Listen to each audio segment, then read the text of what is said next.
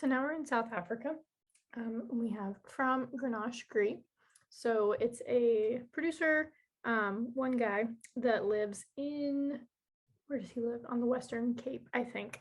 And he does a few different single varietals. So one that he does is Grenache Gris, and he makes it with skin contact, which makes it really delicious. And like I would say that this is generally one of my favorite food pairing wines ever, especially as far as orange wines go. I just think that it really is great for that. So, but that's getting ahead of ourselves. So on the site, I guess, it's actually pretty extracted, pretty dark. I don't know exactly how many days or weeks it's been on the skins.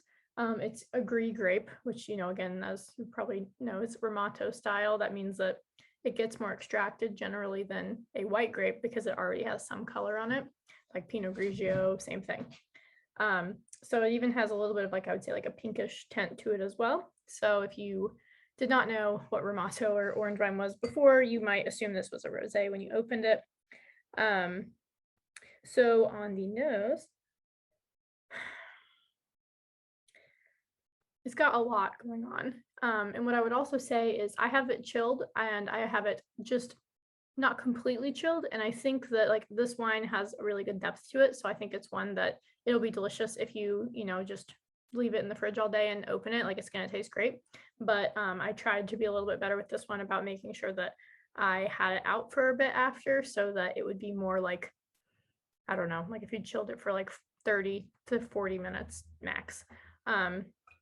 So I'm really getting more off of that. So on the nose, from the top, it kind of has like savory notes up here. Not so much like baking spice or anything like that, more like fresh spices. Are they spices? No, like herbs. That's what it is. It has like herbs on it, like tomato leaf maybe, or like basil. It's pretty nice up there. I've also heard people say it smells like, I don't even know how to say it, roibos. I know that I have an essential oil for it, and that's how I can kind of get that from it. But I have no idea what it is, but I think it's here, and I've heard people say that, so I'll throw that out here. And then on the bottom of the glass, it's almost like a grilled orange or something like that.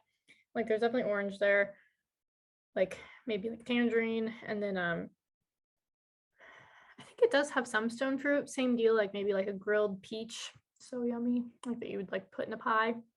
That's also there. So again, like all these things are really saying like, put me with some food. So let's try it on the palate.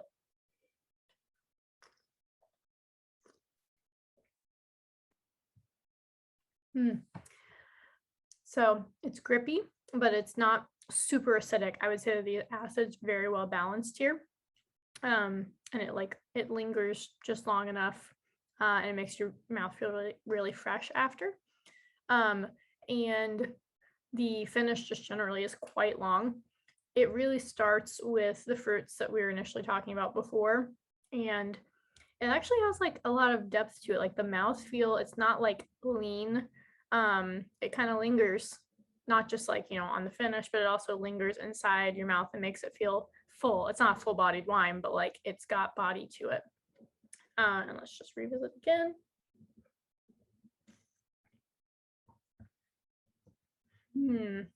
Yeah, it's just so perfect for eating. Like, I mean, it's great by itself, don't get me wrong, but cooked.